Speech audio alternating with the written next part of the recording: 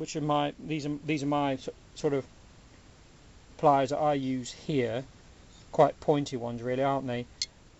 But in order to also get a purchase on it to lift it out, I had to use a very thin one of these little sort of jeweler's screwdrivers, and basically I sort of put the jeweler's screwdriver in an angle while the bridge was still in. And these bridges have a sort of compensating. This one's got like a compensating for the B string. It's sort of the B string rests back somewhat on the ridge there. I'm not going to mess around with the ridge on top, but underneath there, because I'm going to put an active pickup in, I've considerably sanded that down, and I've been using ordinary sandpaper like so. You can buy this in big loads of sheets, and also this darker sandpaper. The blade I've got there, of course you shouldn't use blades unless you're supervised. Some countries have different laws. In our country it's under 21. You can buy a craft knife. Of course I usually put a bit of tape on the end of this. Sometimes I do hold it as is, and this is also very useful because you'll find a lot of guitars at this end, which is the nut, it's not quite deep enough to the fretboard to get the action how you want it. Now there are obviously professionals and professional tools that will set this up for you, and for a price that can be done at Guitar Shop. But I'm not talking about this. I'm talking about people who are on a tight budget and you have to have a go yourself. Well, for me, I basically used this my little craft knife here, okay, and I've taken a considerable amount of time, and I've been removing, as you can see from these little bits, gouging into it very gently into each string guide as I go along, and it's laborious and it's boring, but you have to take the tensions off the string to do it. This one here, I found that the E strings at the bottom, the little sort of bridge of there between them, have been split, not by me but by the previous owner. That's very common in 12 strings, but it's all right as long as the strings are separated, so there's no tension left on any of these strings. And I've got a much older guitar where the shop had done this, and because of the action being so high, they'd literally taken these almost right down to the fretboard. But having done that, you've got to be careful not to split this nut, not to go too deep, and you can probably allow a bit more compensation going down this way, because the string's going to come through these little gaps and then come down. And as you notice, the headstock on this guitar sort of comes away at an angle, it slopes down, right? So it's a bit of a, it's a game of making sure you don't take too much off, but you take enough off to lower the action to suit your playing. Now that's one thing that's almost essential on a guitar if it's not been set up properly by a guitar shop, okay, or you brought a second-hand guitar. They often have very high actions. My advice to you on guitars, and this is a very simple thing I learned from listening to people play live and even playing along to recordings by professional artists, you don't have to use full tuning on a guitar. There's no rules to say you can't drop it by half. In other words, instead of having E, put it onto E flat, or if you're like me, you might even drop it down to D. Some people drop it even lower, and some people use open tuning. Full tuning on a 12-string guitar which hasn't been set up properly puts an enormous tension, okay? And basically some people then try and compensate by using this truss rod. The dangers are, as what happened with this guitar, which I'll show you later, they actually split the neck. If you want to play live and you want to be heard, you're going to have some sort of pickup, right? So you're going to have to take this bridge out. Now, when you sand it down, which I do, I basically just rub it along continuously very hard on the floor, and obviously not on the guitar. And to make sure that it's flat properly, you need to put it onto a proper flat surface like so, and make sure that there shouldn't be any gaps underneath it, right? There's a little, you can see there's probably a little gap at that end. So I'm going to have to sand a bit more in between the two. Right, it comes with this pickup here, which fits along inside where your actual bridge goes along there. So what I'm going to have to do is get it correct, is drill a hole down there, probably just before this first peg here, not right at the end, about there, and then this pickup here that I bought will rest. It's got sort of little indentations like, will rest inside at the bottom underneath the strings here, obviously at the bottom here of the tailpiece underneath. Then my bridge, which I've sanded down considerably, goes around that way obviously, will rest on top of it. So you've got to make sure underneath this bridge here is lovely and flat, or you won't get even tension once I tighten this up to however I tune it. Back to the guitar. So my job is going to be to use one of these little drills, one of these little craft drills, and there's an actual a drill point on the end there. There's the diamond tip drill point there. You've got a choice of tips that come with these. They come in little boxes like that, and basically you can decide which one you want to use. And there are ones that have got, as you can see, there's the ones there that have the, the drill adapter ends on them. Depends what you want to use. Make sure it's not too wide, and make sure it doesn't split the wood. So all I'm going to do is I'm going to drill one little hole through there, and instead of like gouging out the side of my guitar here, I'm just going to drill one little hole here where this actual active part of the pickup, and I get a 9-volt battery that goes into that compartment, is going to be. So my idea would be, obviously, I've got to find where actual pickup, this pickup here that goes underneath strings, even underneath the bridge, the line's going to have to go inside the guitar from underneath there, right? Because obviously I'm drilling a hole through that, right underneath the guitar, underneath here and out. So I'm going to find where I'm going to put one little hole through the side of my guitar, and then that'll plug into there. And this actual pickup part, I'm going to rest it, cradle it using sticky tape, so it rests on that side. There'll be one place on the side of my guitar which I'll find would be the best place, probably about there. Okay, I'm not going to use any drills at all on this side, so it's just two little holes, right? One hole on the side of the guitar to allow line to come out, and then join into there. And then I'm just going to use brown tape round there. The other part of here, which is the black line here, which leads snaking round here down to there, which goes into your guitar cable line, I'm going to tape it all the way around the back end of this guitar. Okay, this was the damage to guitar I bought. Basically, due to over tensioning of the truss rod, there's been a huge sort of stress line of stress fractures that cracked right up to the fretboard. It almost exploded the tension underneath, and the actual splits, the actual sort of physics of it, the splits go starting.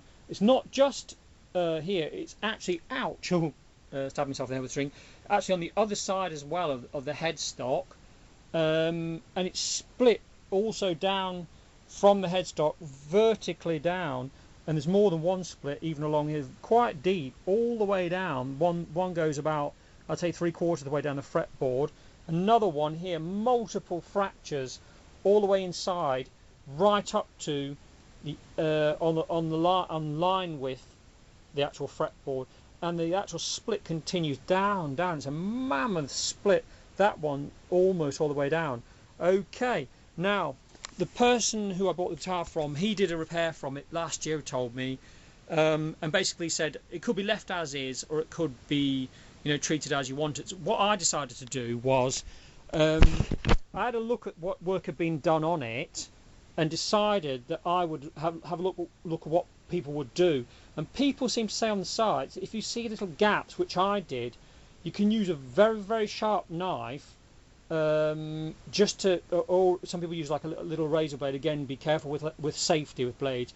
And you can open up the split very slightly, because what you need to be doing is getting some glue inside there, and that's what I did. And I got as much glue as I could inside, and basically I let it soak in. I used gravity, so I did it a bit at a time. Say, for example, the top end here around by the nut, and I soaked some glue around the joint as well, and I let it go in. Some people use hard as nails, some people mention super glue. I used very, very strong glue, and it basically said it was, suitable for wood. And bearing in mind, there was some glue already on this, but I wanted to make sure that I'd packed it properly myself, okay? And I let it set overnight. Once it had set and dried properly, what I've done so far is sanded it down, okay? And looking on site, some people mention once you've all sanded it down, you can put a tad of wood filler, if you like, along it, and then sand that down, Once you've done that, then obviously you're looking at various other options. That becomes to more how good you are at finishing things. Of course, if you are not very handy, or you don't want to take the risks that I do, with making things worse by, possibly destroying the guitar even more by having to go at the truss rod. I cheekily had to go at this truss rod again, because that's what I'm like. I've just taken the risk on it, and I have been able to get it to tighten a little bit. Obviously it was completely over tightened, but I've got it at the right tension I wanted. It was too loose when I got it, even though it had been split. The next someone had taken the tension right off. And you need to view a guitar properly to see what the neck's like right along this angle. If you've got a choice of guitars you can buy, you need to have a look at your neck and look along the line there. Some people put even put rulers along the actual fretboard along this way as you're viewing down the guitar to look at what the action's like. Okay, there should be, and obviously some fretboards have got a camber on them. That's meant to happen, and frets, the setting of the frets correctly is physics and science in itself, really. Okay, so you've got yourself a little sort of craft drill that comes with like a little adapter. I've chosen one. I've personally chosen one with a diamond tipped end. You could use one that's got little tiny drill bit ends, and basically these have got little. You press that button in there with one hand, and then you can loosen or tighten and make sure it's nice and tight. When you press one button, say with one hand, and tighten with the other hand, so it's nice and tight. Ideally, you should wear safety glasses. I would always advise that. There's always a risk of drill bits breaking and things like that. But I'm going to start to work on drilling now. Right, you can just see that little hole there, which is just past the first string. Towards the very end, there's a tiny hole there. You've got to make sure you've got the right drill bit. I've used this drill bit, and they do have different fittings. So make sure you have the one that fits this one snugly. Push the button in with, say, your thumb, and then tighten it on so it's very tight. Make sure you've got the rev set correctly. You need to have it high enough so it's going to drill. It gets so hot it starts smoking. So basically that's that drill. I'll probably have to drill it out a bit more because it's got to be wide enough to fit so my pickup can go from underneath. I'll have to feed it underneath the sound, underneath this sound hole, feed it up underneath so it comes up under and then through and then along with the top there. Once you're through, you need, this is that's the size of the hole I've able to get.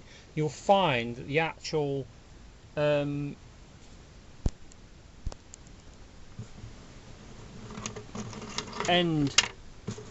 connector here, I'll just pull it out. Well, I don't want to pull it out anymore because I've actually got it through.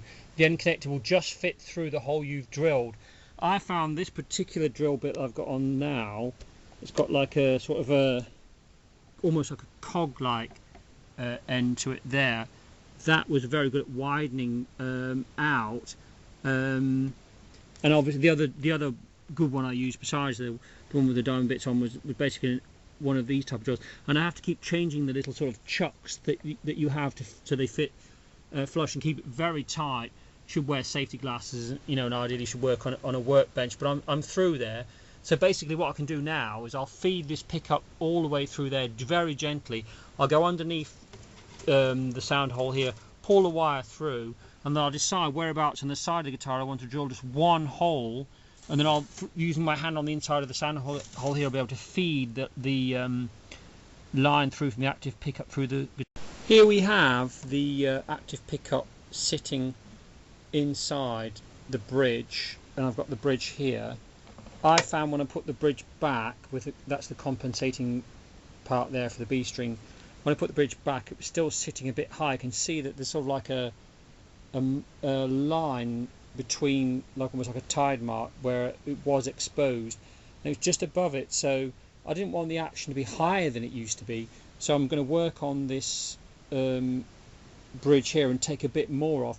Might even take I've probably got room to take at least 2 millimeters off the bottom of this, so it sits nice and squarely on top of this active pickup here, and the rest of the active pickup is inside the guitar, dangling down, waiting for me. You can see part of it there, waiting for me to choose the place I'm going to put my pickup here, which is my active pickup here.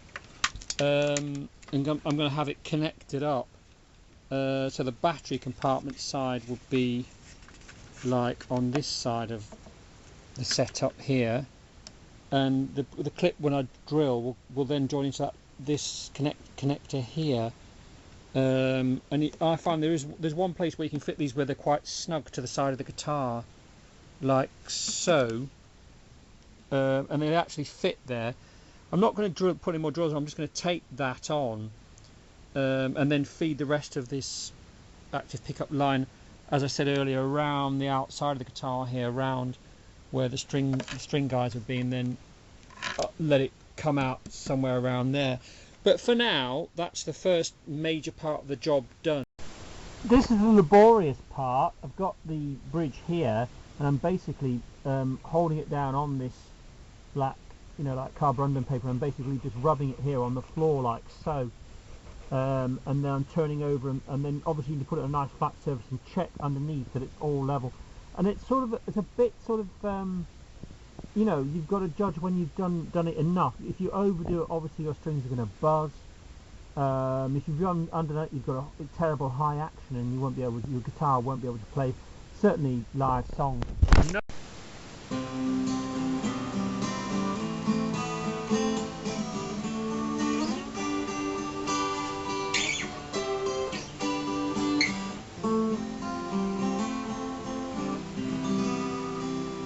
Hello there, welcome back again. This is the smashed up guitar which I got, and I've fixed it of a fashion. Points to note, back of it on the neck, totally split, shattered into all sorts of different pieces. The guy had effected a basic repair. I filled it up with all sorts of wood glue. If it's very bad, then apparently people tell me that you can actually use sawdust itself. Even collect, if you file down the actual bridge, collect the little shavings, pack it in where it's all smashed and damaged with glue, and it'll set. This is a very rough sort of repair. Overnight, where I found there were splits, I opened them up with a very sharp blade and did what it said on the tin, basically poured in glue into the splits and set it. So I'm left with the back of this repair here. It's a bit rough. I've sanded it down a bit. Could leave it as is, or you could put into wood filler if you want and put your varnish on top. That's if you're into your finish. Can't really be seen if you're playing for an audience anyway. And so basically, despite the fact that even up to the neck level here was split here from over tensioning of the truss rod, it's very playable. Points to note: we put an active pickup on. This one's here's got it's very, very basic, quite cheap one. It's basically got bass, middle, treble, presence, basic volume, runs on a 9-volt battery. I've run the line out on the outside of the top here, and that's my guitar line here. What you might want to do, if you were doing this yourself, is to tape that over yourself and keep a line on permanently, because this is not a fantastic joint, just held by tape. I didn't want to drill any more into the poor thing. It's been smashed up enough as it is. If you do that and you're running a battery, the little white clip at the back here needs to be taken out when you finish playing your live work, because otherwise you'll drain your battery. Otherwise get a rechargeable, then it doesn't matter if you forget, but keep a little supply. Very heavy. It's quite well made. Action wise, let's have a little chat about that. Underneath here is where the active pickup I put in, drilled a hole there, and drilled one little tiny hole you seen earlier through there, taped it all over, held on by tension. This bit here, if basically the action on this, I've run I've cut it with a very sharp pair of pliers, a length of string to run along there on the nut. These are temporary separators here. I've used tiny bits of match hairs just to separate out the strings there, and a tiny little wedge underneath there while I work on a tiny bit of fret buzz, which has been sorted. But that's basically what you do with something which you've got when it's been smashed up. The truss rod there, I totally untensioned it, and I've tensioned it up as much as I can without it breaking again, because obviously the person who worked on this before broke it totally and broke the neck, so I've fixed what I can on it really. So there you go. Hope you're happy with it, and I'll just play you out with a couple of little things here.